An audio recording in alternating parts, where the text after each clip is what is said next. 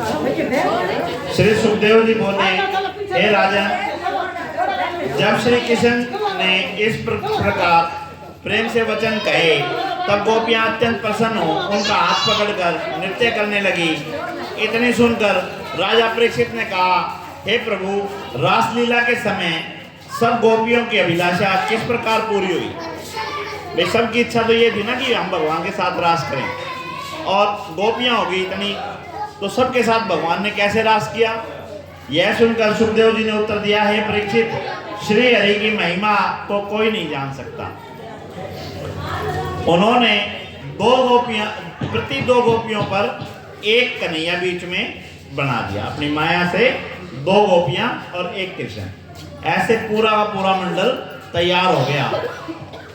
तथा अपने दाएं बाएं हाथ से एक एक गोपी का हाथ पकड़कर गोलाकार रास मंडल बनाते हुए सबको सुख पहुंचाया। सबको ये लग रहा था कि वो तेरे साथ ही हैं, और उनकी योग माया ऐसी थी कि उन तीनों के अलावा, दो तो गोपियां हो गई, तीसरे भगवान हो गए, तीन के अलावा किसी चौथे को ये नहीं दिखाई दे रहा था कि और भी कोई है। सबको ये लगता था कि भगवान तेरे साथ ही रास कर रहे हैं। उस समय सब गोपियां मोहित हो उनके अनेक स्वरूप धारण करने के का भेद न जानकर यही समझती थी कि श्री कृष्णचंद्र जी मेरे साथ ही नाच रहे हैं। उस आनंद में रास मंडल में नृत्य करते हुए हाथ तथा पांव की ठोकर देकर, अंग से अंग रगड़ते हुए, कटाक्ष भौहों से मटकाते हुए, गर्दन टेढ़ी करके, कुंडलों को हिलाते हुए श्री बाके बिहारी ने अपनी मीठी मीठी बातों द्वारा सभी गोपियों का मन वश में कर लिया। वे सभी अपने तन मन की सुध बिसराकर उनके साथ नृत्य करने लगी। हे परीक्षित, इस आनंद को देखकर ब्रह्मा तथा शिव आदि देवता विमानों में बैठकर मुरली मनोहर का रास देखने के लिए आकाश में गिर आए तथा गोपियों के भाग्य की प्रशंसा करने लगे कि जो परमात्मा किसी को दर्शन भी नहीं देते, वो इनके साथ में नृत्य कर रहे हैं। देव कन्याएं, अप्सराएं लीला को देख ऐसी मोहित हो गई कि तन मन की सुध भूल गई। उस समय आकाश मंडल में चंद्रमा तारागणों सहित चित्र लिखे से खड़े रह गए और अत्यंत प्रसन्न होकर रास मंडल के ऊपर अपनी किरणों द्वारा अमृत की वर्षा करने लगे। हे परीक्षित, चंद्रमा के स्थिर रह जाने से वह रात्रि 6 महीने के समान हो गई, परंतु किसी को भी रात्रि बढ़ने का पता न चला। उस समय से संसार में उस रात्रि का नाम प्रेम रात्रि प्रकट हुआ। हे परीक्षित, नृत्य करते समय वृंजांगनाओं के मुख से पसीना निकलकर बिखरे हुए बालों में ऐसी शोभा दे रहा था मानो काले सर्प ओस की बूंदें चाटने के लिए आए हों। उस समय श्री मुरली मनोहर अपने पीताम्बर से उनका पसीना पोंछ दिया करते थे। कोई वृंजांगना श्री हरि से यह कहती कि हे प्राण प्रिय, नृत्य करते करते मेरे पांव दुखने लगे हैं, सो थोड़ा सा विश्राम लेकर फिर नाचूंगी। तथा कोई यह कहकर कहती कि हे बाके बिहारी, तुम्हारे कंठ में पड़ा हुआ यह हार अत्यंत सुंदर लग रहा है। कोई श्री हरि के कंठ लगकर यह कहती कि हे चिच्चोर, अब तुम कभी मुझे अपने चरणों से अलग मत करना। कोई उनके हाथ से कमल का फूल छीन कर कहती कि हे सांवरे, तनिक मेरे हृदय पर हाथ रखकर तो देखो यह कैसे धड़क रहा है। इतनी कथा सुनकर श्री सुखदेव जी ने कहा, हे परीक्षित, इस प्रकार 6 राग और 36 रागणियां आलापते हुए श्री श्याम सुंदर वृद्ध बालाओं के साथ नृत्य कर रहे थे। उस रास रंग में सभी गोपियां ऐसे मोहित हो गई थी कि उन्हें अपने शरीर का कोई ध्यान नहीं रहा। कभी कभी नृत्य करते करते घूमते उस समय उनका आंचल उड़ जाता। उस समय उनकी सुंदरता को देखकर देवता भी मोहित हो जाते। कभी श्री बाके बिहारी जी का मुकुट खुलकर गिरने लगता तो गोपियां उसे बांध देती। कभी गोपियों का कंठ हाथ टूटकर गिर जाता तो कभी श्री बाके बिहारी जी की वनमाला सरक जाती। कभी कोई गोपी श्री बाके बिहारी जी के स्वर से स्वर मिलाकर इस प्रकार गा उठती कि हे मुरली मनोहर, अपने वंशी बजाना ही भूल जाते। हे परीक्षित, सब गोपियां रास रंग में मतवाली बनकर अपने वस्त्र तथा आभूषण एक दूसरे पर न्यौछावर कर रही थी। उसी समय ऐसी समा बंधी कि यमुना नदी का जल स्थिर हो गया। पशु पक्षी ऐसे मोहित हो गए कि चलना फिरना भूल गए, उड़ना त्याग कर चित्र जैसे दिखाई दे रहे थे, जैसे कोई फोटो लगा रखा हो। आनंद का एक से एक तक देख रहे थे। नृत्य करते समय जब गोपियां के शरीर से चंदन केसर छूटकर श्री कृष्णचंद्र जी के अंग तथा माला से लग जाता, तो उस समय श्री श्याम सुंदर जी उनसे इस प्रकार कहते थे कि आज मैंने चंदन नहीं लगाया था, सो वह अब तुम्हारे शरीर से लगकर मेरे शरीर को सुगंधित कर रहा है। जिस समय गोपियां नास्तिक नास्तिक गिर पड़ती, उस समय मुरली मनोहर उन्हें अपनी भुजाओं से उठाकर फिर खड़ा कर देते थे। उस दृश्य को देखकर देवतागण ईर्ष्या से इस प्रकार कहते थे कि वृंदावन में होते तो हम भी इस समय इस रास का आनंद ले रहे होते। हे राजन, रासलीला करते समय श्री बाके बिहारी जी की इच्छा हुई तो वह जगने का प्रमाद मिटाने के लिए सब गोपियों सहित यमुना जल में उतर गए। वहां वे गोपियों के साथ जल क्रीड़ा करने लगे। यमुना स्नान करने के पर जब गर्मी तथा थकान दूर हो गई तो सबके साथ जल में से बाहर निकले। उस समय योग माया ने सभी गोपियों को उत्तमोत्तम वस्त्राभूषण पहनाए और केसर इत्र आदि सुगंध लगाकर सबको ऐसी मालाएं पहनाई कि जिनके पुष्प कभी ना मुरझाएं। तदुपरांत श्री मनमोहन जी ने गोपियों से इस प्रकार कहा, हे प्राण प्रियो, अब 4 घड़ी रात्रि शेष रह गई है तथा स्नान करने के कारण तुम्हारी थकान भी दूर हो गई है, इसलिए अब तुम सब अपने अपने घर को चली जाओ।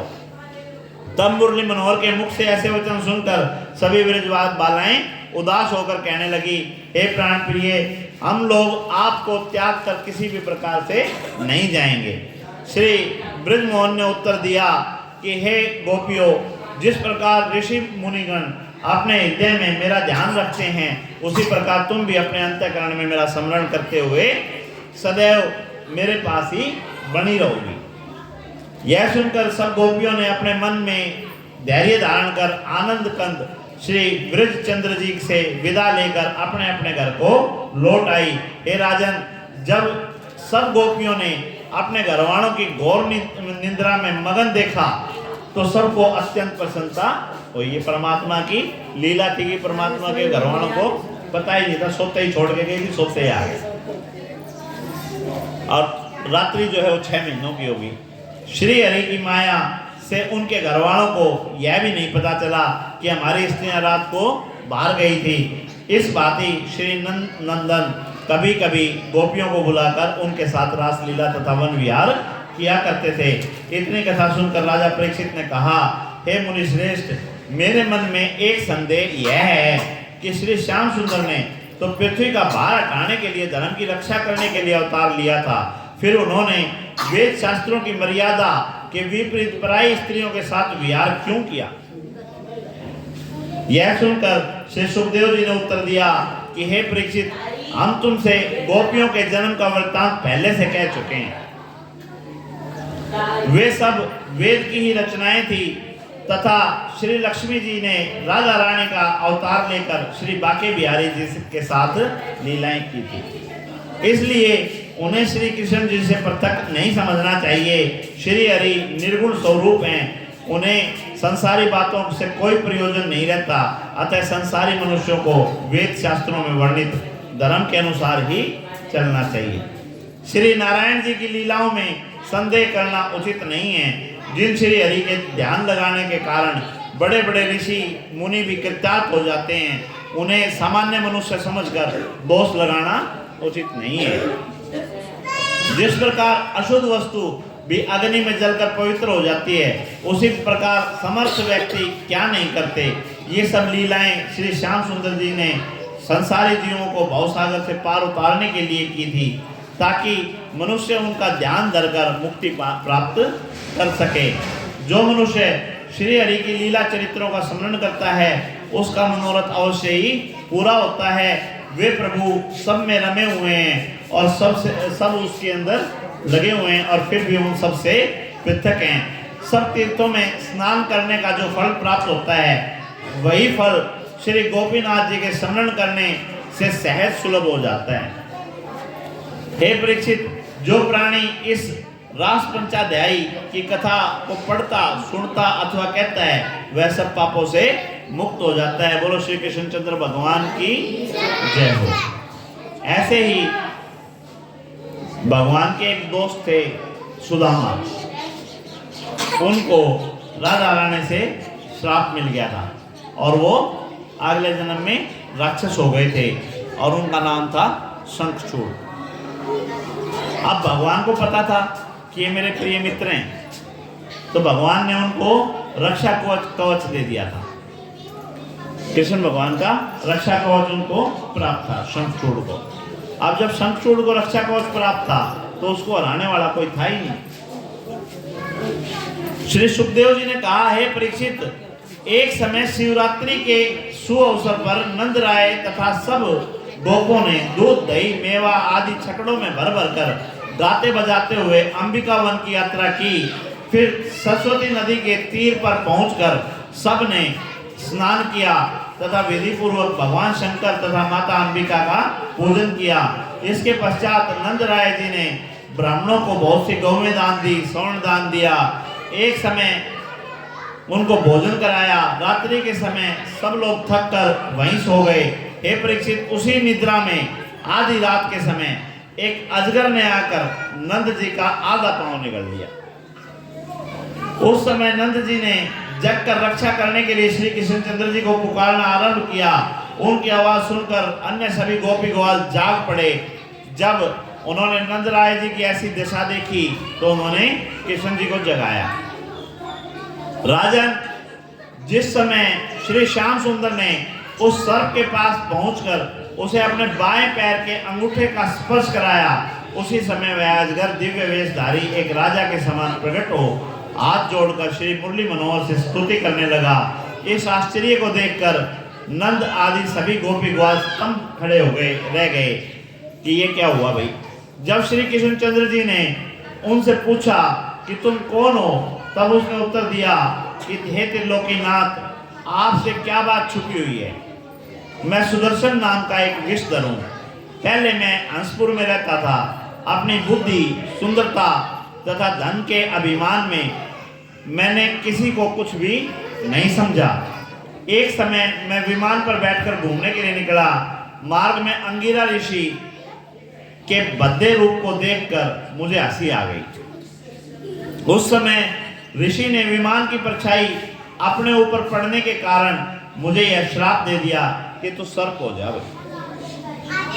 उनके श्राप से को सुनकर जब मैंने उनसे क्षमा मांगी, बहुत विनती की, तब ऋषि ने दयालु होकर यह कहा कि मेरा वचन खाली तो जाएगा नहीं, परंतु जब श्री कृष्णचंद्र जी अवतार लेंगे तब तू उनका चरण स्पर्श करने पर विषधर से फिर से अपना वही स्वरूप प्राप्त कर लेगा।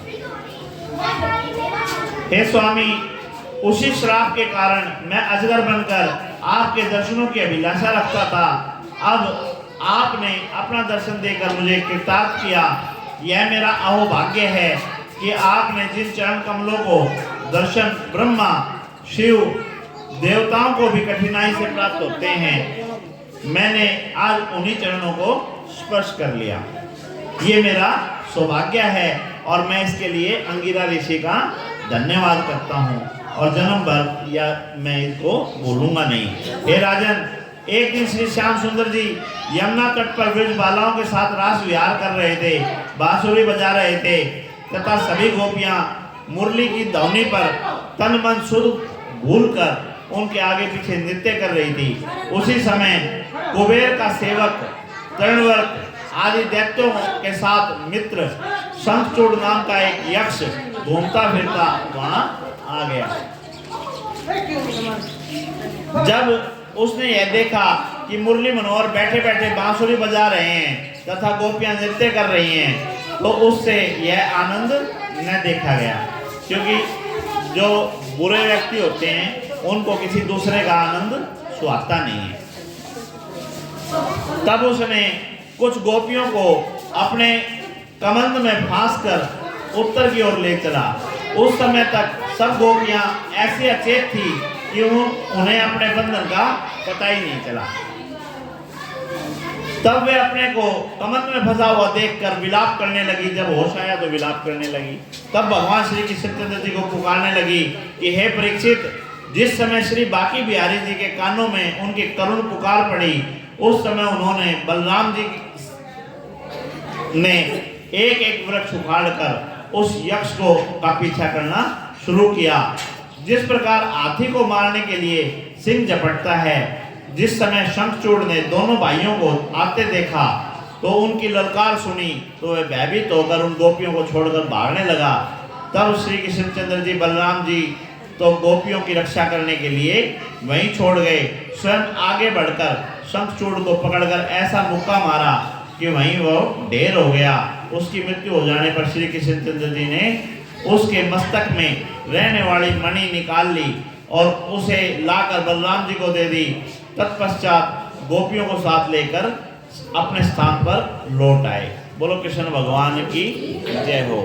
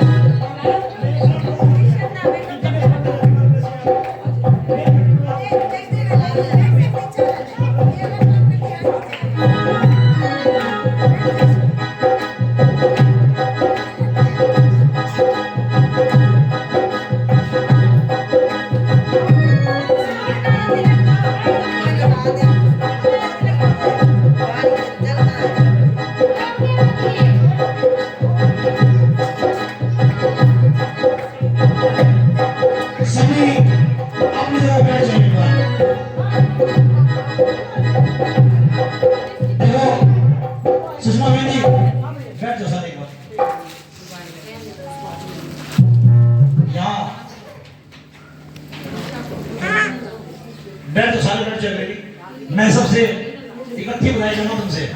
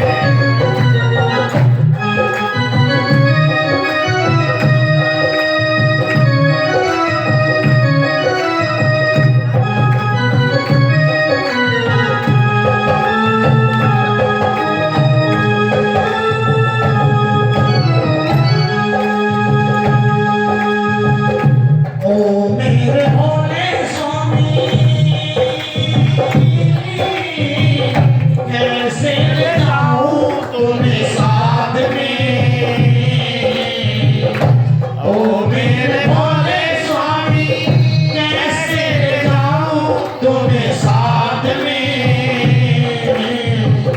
मोहनी के सिवा खुशी न जाता कोई रास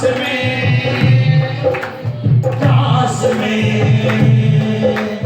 हंसी करेगी कचकी नारी हंसी करेगी कचकी नारी मानो बात हमारे कुल में आ गए हैं कुल में आ गए हैं दुनिया भोले भंडारी भंडारी कुल में आ गए हैं कुल में आ गए हैं ऐ गोरी ऐसा बना दो मुझे कोई न जाने इस राज को ऐसा बना दो मुझे कोई न जाने इस राज को इस राज को मैं हूँ सहेली तेरी ऐसा बताना ब्रजराज को ब्रजराज को लगा के बिंदिया लगा के साड़िया लगा के बिंदिया पहने के साड़ी चाल चले मतवाली कबूल में आ गए हैं। पार्वती मैया बोली कि भोलेनाथ तुझे सैली बना के ले तो जाओगी पर तेरे चेहरे पे तेरे मस्तक पे चंपा ये जटा ये गंगा ये नाग इनको कहाँ छिपाऊंगी भगवान शंकर बोले मुझे पता नहीं है मुझे तेरे साथ रास में चलना है बात खत्म तो भगवान शंकर बोले ठीक है भाई तेरा जैसे ठीक है वैसे कर ले मुझे जैसा चाहे वैसा बना दे ऐसा बना दो मुझे कोई न जाने इस राज को मैं हूँ सहेली तेरी ऐसा बताना ब्रजराज को ब्रजराज को और गोरा ने लगा के बिंदिया पहने के साड़ी चली जान मतवाली कबूल में आ गए हैं। चली जान मतवाली गोकुल में आ गए हैं और मतवाली चाहते हैं अखड़ी और ठुमके मार चाहते हैं भोलेनाथ ठुमके मार चाहते चली मतवाली गोकुल में आ गए हैं गोकुल में आ गए नाचो गोकुल में आ गए हैं गोकुल में आ गए हैं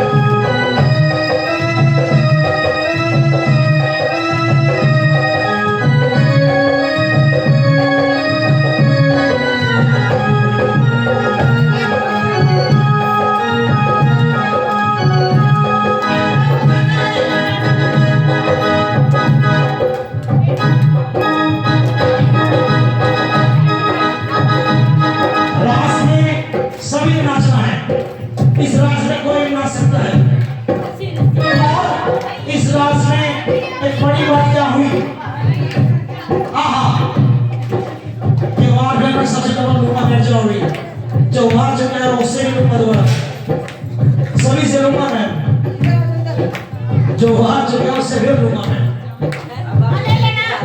मैं तो साथ नीचे बैठूंगा नीचे बैठ जाएगा नीचे बैठ जाएगा अब स्लाइड देखो हाँ ये रास हो गया अब ये रास में पहुंच गए भोलेनाथ और माँ गौरी और नाच रहे हैं सभी रास में मजा ले रहे हैं कैसे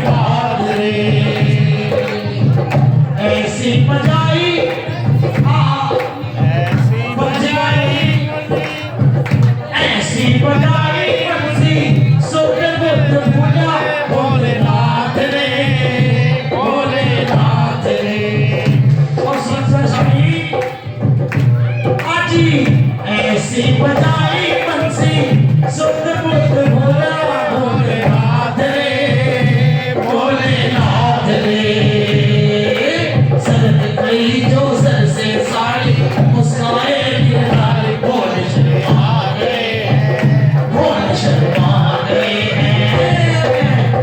दिन वो भोले भंडारी बनके ब्रज की नारी भूगोल में आ गए भूगोल में आ गए भोले भूगोल में आ गए भूगोल में आ गए भोले भूगोल में आ गए हैं भूगोल में आ गए हैं भोले भूगोल में आ गए हैं बाबा भूगोल में आ गए हैं भूगोल में आ गए हैं भूगोल में आ गए हैं शंकर भगवान की जय जय बोलो रास रसिया की जय हो जय कहते हो पवन प्यारी लाल की जय मंदिर लगी रोशनी पूजाऊं कैसे मेरा रूठ गया सावरा मनाऊं कैसे मेरा रूठ गया सावरा मनाऊं कैसे मंदिर लगी रोशनी पूजाऊं कैसे मेरा रूठ गया सावरा मनाऊं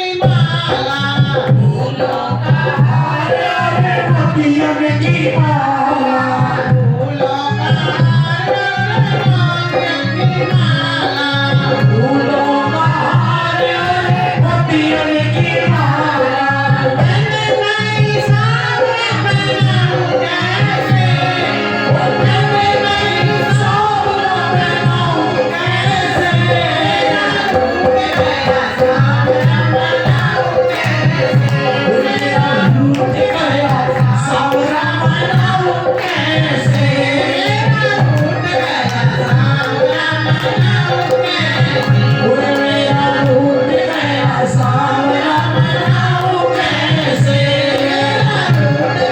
सावरा मनाऊं कैसे, मनाऊं कैसे, मनाऊं कैसे, मनाऊं कैसे, मनाऊं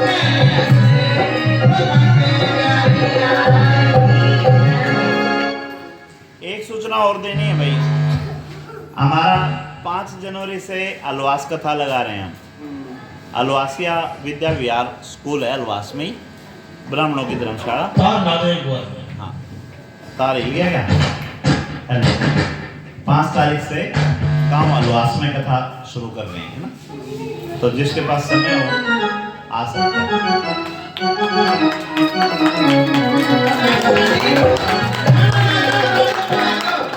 एक और सूचना है, गुजरानी- सबने कन्यादान लेके आना है सबने, चाहे कोई थोड़ा लाए करे तो गुजरानी की संगत के लिए सुनहरी मौका है। अच्छा पर मेरे मैंने आचार्य जी पर मैंने देखा नहीं कि यहाँ किसी ने भी परिक्रमा लगाई 108 बार। किताब 12 मत लगाओ आचार्य जी। ये है, पता नहीं क्यों। किताब एक सही चल रही है। भिवानी से 250 औरतें यहाँ फेर लगा के जा चुकी हैं 108। और आप गुजरानी की गुजरानी में किसी ने अब तक फेर नहीं लगाई 108। नहीं नहीं नहीं कभी लगा सकते हो। नहीं ना भागवत वही है ना, तो लास्ट में ही लगा। और बात 108 की परिक्रमा जो है आपने लगानी है, कल से लगाना शुरू कर दो। आखिरी बार तो भिवानी से 250 औरतें और आ जाएंगी।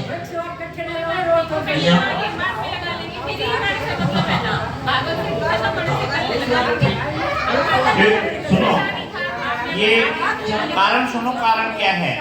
शिव महापुराण के अंदर वर्णित है, ऋषि में भागवत कथा में ही है, भागवत कथा के अंदर वर्णित है, शंकर भगवान और पार्वती मैया दोनों घूमने के लिए निकले हुए थे, तो उन्होंने वृंदावन के अंदर जाके रज में लोट लगाई है।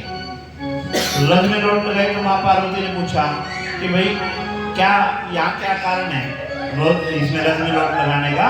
तो उन्होंने कहा यहाँ भगवान का भजन हुआ है, यानी कि भगवान का भजन जहाँ होता है वहाँ पे वो जगह पवित्र हो जाती है।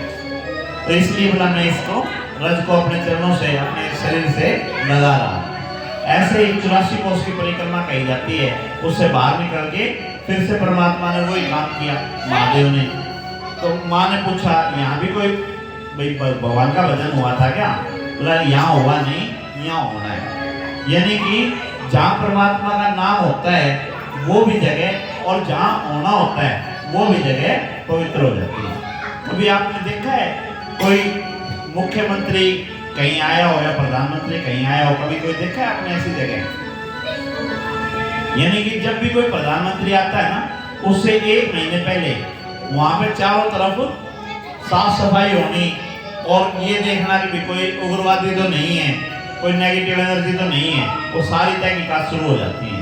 इसी प्रकार जहाँ परमात्मा का नाम आना होता है वहाँ 5 दिन का समय इसमें भागवत कथा में लिख रखा है कि 7 दिन भागवत के होते हैं, 5 दिन पहले, यानी 5 दिन पहले यहाँ शुद्धि होनी शुरू हो जाती है। परमात्मा के जो साथी हैं, जो गण हैं, वो देखने से पहुंच जाते हैं कि वहाँ पे कोई नेगेटिव एनर्जी तो नहीं है, कुछ बकवास तो नहीं है, तो उसको दूर करने के लिए जहाँ परमात्मा का नाम होना होता है वो जगह स्वतः ही पवित्र हो जाती है। तो इसलिए जहाँ भी कथाएं होती हैं उसमें परिक्रमा करके आते हैं, और वो या यूँ कहो एक रेमेडी भी है, मैं बताता हूँ आपको, ज्योतिषीय रेमेडी भी है। ज्योतिषीय रेमेडी ये है, उसमें कोई भी मंदिर ऐसा हो जहाँ पे पूजा पाठ होती हो, सुबह शाम दीपक जलता हो, आरती होती हो, ऐसा नहीं कि जहाँ पे होती ना हो।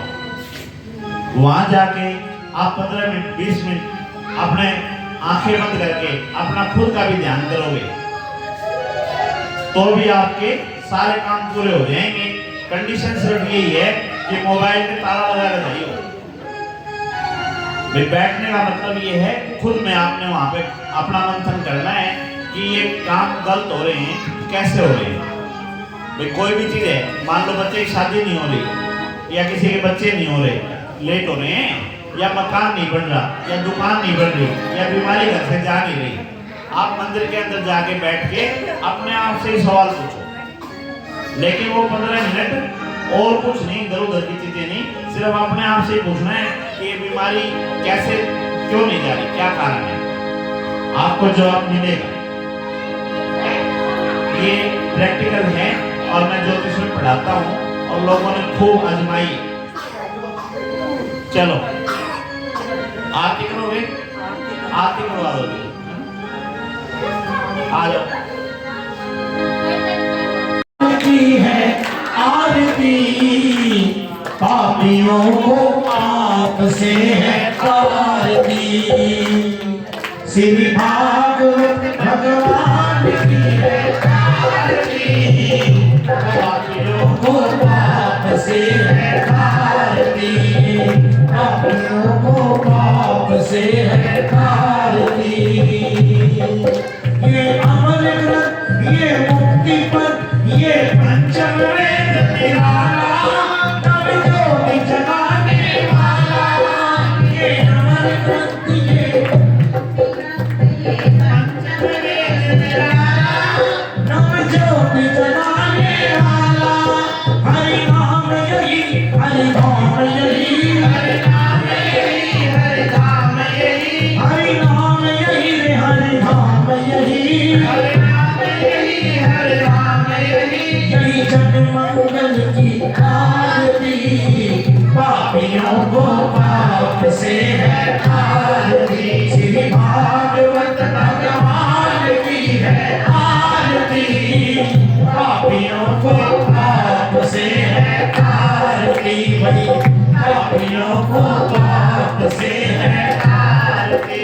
ये शांति गीत पावन पुनीत, पापों को मिटाने वाला, हरि दर्श कराने वाला, ये शांति गीत पावन पुनीत, पापों को मिटाने वाला, हरि दर्श कराने वाला, ये सुख करनी है दुख हरनी, ये सुख करनी है दुख हरनी, ये सुख करनी है दुख हरनी, ये सुख करनी है दुख हरनी, श्री मधुसूदन की आरती, पापियों को पाप से है आरती, श्री भागवत भगवान की है आरती, पापियों को पाप से है आरती, हाँ पापियों को पाप से है आरती।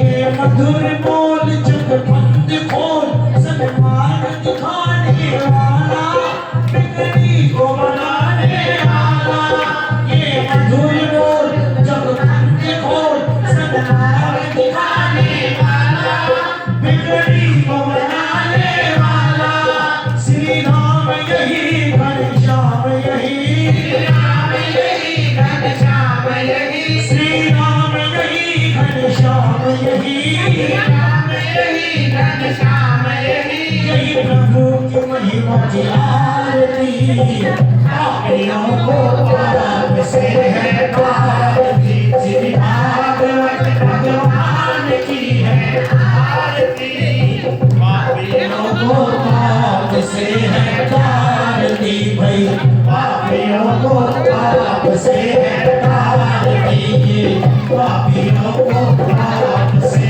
है आरती, पापियों को पाप से है आरती, भाई पापियों को पाप से है आरती, पापियों को पाप से है आरती। त्वमेव माता च पिता त्वमेव, त्वमेव बन्धु च सखा त्वमेव, त्वमेव विद्या च द्रविणं त्वमेव, त्वमेव सर्वो मम देव देवो। धर्म की, अधर्म का, गौ हत्या, प्राणियों में विश्व का कल्याण हो। धरती माता की जय, सनातन धर्म की जय, धरती माता की जय, आज के आनंद की, भक्त और भगवान की जय, श्रीमद् भागवत भगवान की जय हो भोलेगिरी महाराज की जय